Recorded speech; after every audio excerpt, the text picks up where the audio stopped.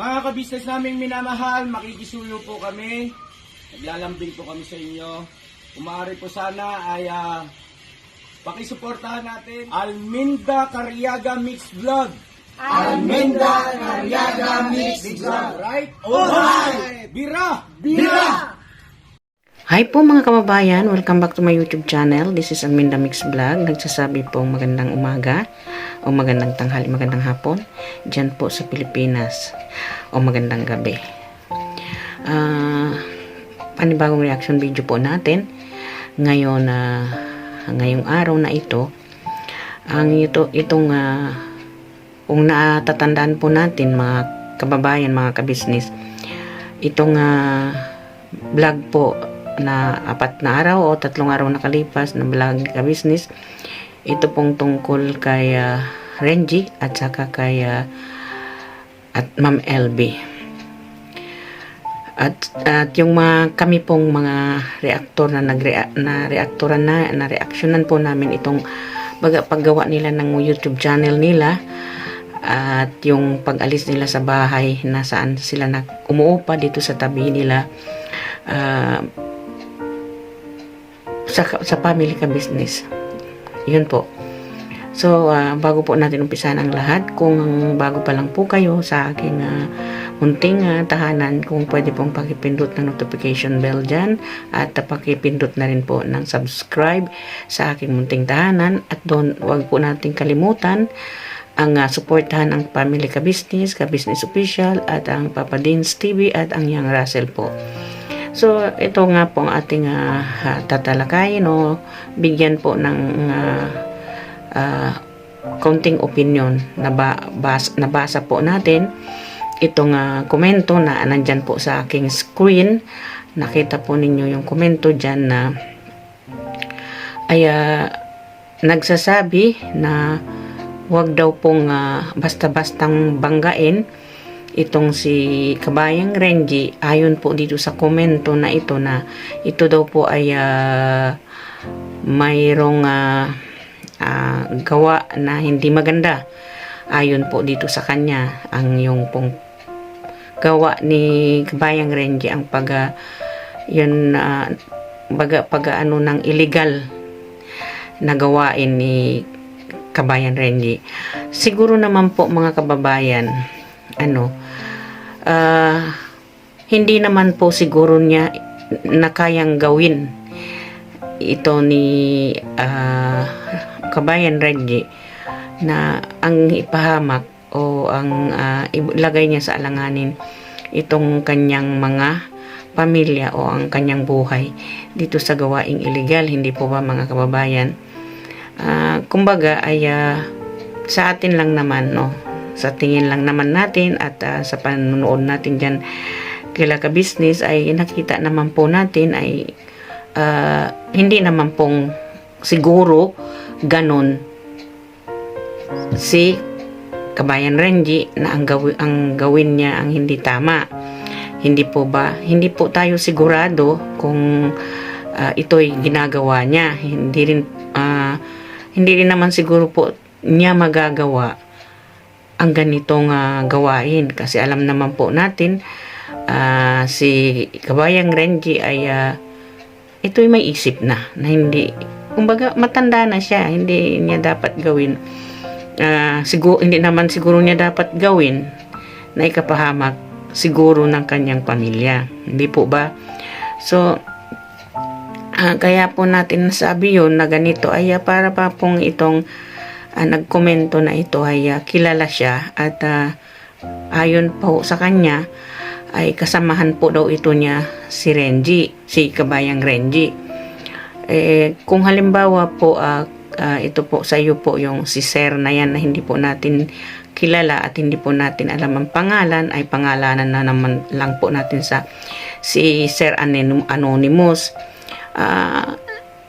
Sir Anonymous po, kung kilala ninyo at kasamahan po ninyo si Kabayang Renji na ayon sa inyo ay parang bang pagbabala sa aming mga reaktor ni ka-business na wag basta-bastang banggain itong si Kabayang Renji kasi ganyan nga may ikinomento ka dyan sa vlog ni Mr. Ka-Business na may ginagawang hindi maganda itong si Kabayang Renji, kung para po sa amin, Sir Anonymous, hindi po nyo dapat i-komento dyan sa vlog ni Ka-Business ang ganyang klaseng komento.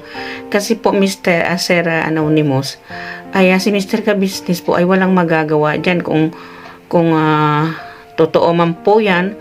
Kumbaga kung sa inyong palagay ay totoo po yan, kasi para sa amin po ay hindi po siguro namang gagawin yan ni Renji sa ganyang sa ganyang gawain. Hindi po ba mga kababayan, wala pong magagawa si Mr. Ka-Business sa ganyan, kasi si Mr. Ka-Business ay hindi po siya pulis, ay hindi po siya NBI. Kumbaga walang si Mr. Ka-Business dyan sa pinagko-comment po ninyo, Sir Anonymous. Kung halimbawa po ay pagbabala naman po yan sa mga reactor ni Mr. Ka-Business, lalo na po dito kay Anime, at iyon ay hindi talaga tama, na iyon po ay i-komento po ninyo dyan sa mga vlog ni Ka-Business na ayang bigyan kami ng babala at bigyan ng babala itong si Anime reactor, na kami po mga reactor ni Ka-Business ay yung huwag siyang basta-bastang banggain na dahil nga dyan sa may ginagawa siyang ganyan. At sa amin po namang palagay ay hindi naman po siguro gawin ni Renji ang ganyan na illegal. Mayroon siyang illegal connection, kumbaga ay yung sinasabi natin na illegal ang pagbebenta ng illegal na yan. So kumbaga medyo maselan po ito Sir Anonymous. At saka kayo po mga ka-business, napapanood naman po ninyo dyan si Renji, na hindi naman po siguro natin nakikita dyan sa mga kilos niya o dyan sa mga kanyang pakikipagjamin dyan kila Mr. Ka-Business, na may ginagawa siyang laban sa ganyan, yung pagkokomento nitong isang nagko-comment dito kaya sa vlog ni Mr. Ka-Business nga yung babala niya na wag daw babanggain, basta-bastang babanggain ito si Kabayan Renji, kasi ito nga daw ay gumagamit ng bawal na gamot. Kumbaga ba, sa kanyang tonong pananalita ay kaya nitong pumaslang si Renji, 'di ba, sa niya sa isang komento na nag-comment dito na binibigyan ng babala. Kasi kaya naman po kami nakapag-react dito sa komento na ito, kasi nakikita po naman natin mga kababayan ay wala naman po doon sa galaw at yung mga pakikipagjamin ni Kabayang Renji dito kay Mr. Ka-Business, Mr. Ka-Business na nandyan siya nakatira kay Mr. Ka-Business, ay wala tayong nakikita naman na ganun siya, diba? At hindi tayo, sa akin po, hindi naman sa aking opinion po mga ka-business, hindi naman po siguro niya gagawin yun, kasi ang pagkakakilala po namin kay Renji na nandyan siya kay Mr. Ka-Business ay hindi naman siguro niya gagawin, o hindi naman siguro niya po kumbaga ilagay ang buhay niya diyan sa mga gawain na yan. Hindi po naman ako sigurado na talagang gagawin po niya yon, di po ba mga kababayan? Kasi nakikita naman po natin ito si Kabayang Renji ay maayos siya, 'di ba? Makikita naman po natin diyan sa pagpunta niya diyan kay Ka-Business. 'Di ba mga kababayan? So kumbaga mahirap po itong kumbaga ang komento na ito ay mahirap itong i-comment sa publiko. Kumbaga parang po ba yung itong kasama ay nagpakilala siya ay isang kasamahan ni Kabayan Renji, ay kung ikaw isang kasamahan ay hindi mo dapat isa publiko yung ganyang gawain ng isa mong kaibigan. Kumbaga, ay hindi mo dapat sirain, hindi dapat sirain o kaya parang paninira po yung itong ginawa ng nagkokomento na ito sa kabayan nating Renji. Kasi ako po ay ilagay na natin. Ako po ay bilang isang Muslim na alam naman natin may history itong si Kabayan Renji na ito ay nag-convert sa amin na kumbaga ang sa aming paningin, ang sa aming pananaw na bilang isang Muslim ay hindi niya kami binigyan ng respeto dito sa kanyang pagko-convert. Pero sa ganun pong sa amin, sa ganun pong ginawa niya, kahit po yung parang nasabi kong inapak-apakan niya kami, hindi niya kami nirespeto, hindi pa rin po kami, wala din po kaming karapatan na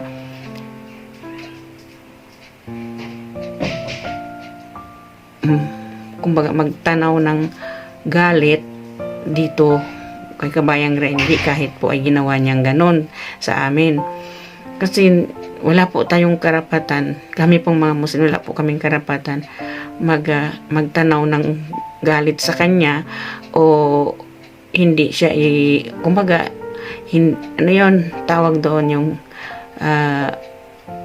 magagalit kami sa kanya dahil sa ginawa niya. Although po kami ay nadismaya at yung medyo may pagkainis doon, pero sa palagay ko po ay dito sa nagkomento na ito, hindi naman siguro po ito gagawin ni Kabayan Renji. Yun po ang pagkakakilala namin sa kanya, kaming mga reaktor ni Ka-Business, na hindi po niya yun na siguro magagawa ang ganyan na pagkukomento ng isa niyang kaibigan daw, na ito ay hindi basta-basta pwedeng banggain dahil nga ito ay kumbaga Hitler daw po itong si Hitler sa mga lahat ng gawain itong si Kabayang Renji. Hindi naman po siguro siya ganon, at sa pagkakakilala po namin sa kanya ay hindi siya ganon, hindi po ba mga kababayan? At saka hindi po tayo pwedeng humusga sa isang tao sa ganyan na mga pangyayari, kasi ay tanging ang Diyos lamang po ang pwedeng humusga dyan, tanging ang Diyos lamang po ang makakaalam niyan, hindi po ba? So dito sa nagkomento na ito ay nagpapabala po siya na ay wag daw bastang banggain, at mayroon pa siyang huling komento na siya ay nagbigay lang po ng pabala dito sa aming mga reaktor. Kumbaga ay hindi natin alam kung ano yung ibig niyang sabihin. Ang pagko-concern ba niya bilang isang nag-comment dyan sa aming mga reaktor, o bilang isang hindi natin maintindihan. Ako po ay basta ang masasabi ko lang po ay nakikita naman natin dito kay Ka-Business sa kanyang mga vlog na itong si Renji ay hindi naman po siyang klaseng tao, hindi naman siguro po siyang klaseng tao na ganito, na itong may connection siya dyan sa mga illegal na gambling, sabihin natin. Hindi po ako kumbaga parang hindi ako kumbinsido doon sa komento ng isang kababayan natin na ito dito sa nag-comment dito kay Ka-Business. Kasi po sa mga Muslim po, alam po ni Renji ang bawal at hindi bawal, ang bawal ang hindi bawal. So hindi naman siguro po yun mapunta sa isipan niya ang gumawa ng ganyan, at lalo't lalo na ay nandyan siya, nakilala siya dyan sa Ka-Business family, na siya ay syempre alam natin napunta siya dyan at nakilala siya dyan. Kaya nga itong YouTube channel nila ay nagkaroon sila ng YouTube channel, at kumbaga na minahal sila ng mga tao dahil diyan nakita sila dito kay Ka-Business. So ang ang masasabi ko lang po ay hindi naman po siguro gagawin ni Kabayang Renji itong gawain na hindi maganda. Yun po. So, ulitin ko po, kahit kami bilang isang Muslim na hindi po niya kaming nirespeto sa kanyang pagko-convert na kumbaga parang inapakapakan niya kami, pero doon po sa aking tingin o sa aking obserbasyon kay Kabayang Renji ay hindi naman po siguro niya gagawin yan. Hindi naman po siguro niya isaalang-alang ang buhay ng kanyang pamilya dito sa kanyang gawain. Kung sakali mang totoo po ito ay para sa akin hindi siguro naman niya gagawin, hindi ba? Kasi itong nagkomento na ito ay Sir Anonymous, kung sakali man pong sa inyong paniwala, sa inyong komento dyan na ito'y totoo, hindi po ninyo dapat i-publish dyan sa publiko ang gawain ng isa nyong kaibigan. Kumbaga, kung gusto nyo po siyang umayos o kayang maprotektahan, pumunta po kayo sa pulis, doon po kayo magsabi o doon po kayong magsalaysay sa pulis, kasi tanging pulis lang po ang may alam dyan, hindi po dito sa ka-business family o ka-business official i-comment ninyo ang dapat na i-comment na ganyan, kasi para pong nanira kayo sa personalidad ng isang tao. Ay kami po nga mga nag-reactor, hindi yung pagre-react namin doon kay Kabayang Renji, hindi po yung paninira, kababayan. Yun po ay paglilinaw lang natin, at saka yung bang pagsasabi lang namin na bilang reactor ang magbigay lang ng respeto, magbigay lang ng